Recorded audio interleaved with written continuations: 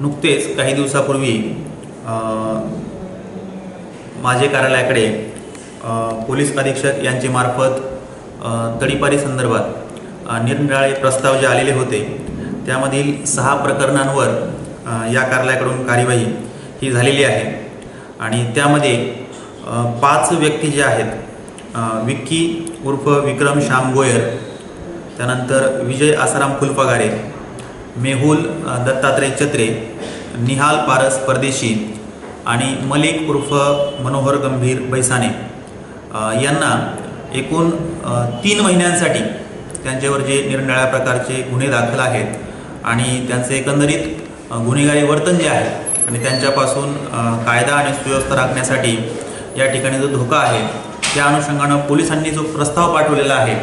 त्या अनुषंगाने त्यांनी प्रस्ताव जो पाठवलेला होता तो 2 वर्षांसाठी पाठवलेला होता।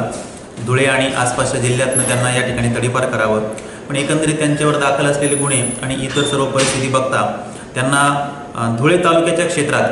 त्यांनी प्रवेश करू नये अशा स्वरूपाचा या ठिकाणी आदेश पारित करण्यात आलेला आहे आणि त्यांनी 3 महिन्यासाठी या ठिकाणी धुळे तालुक्याच्या कार्यक्षेत्राच्या बाहेर त्या ठिकाणी राहायचं आहे। आणि त्याचबरोबर बबलू उर्फ राहुल भरत खराल याच्यावर देखील याच्याविरुद्ध देखील तडीपारीचा आदेश पारित करण्यात आलेला आहे आणि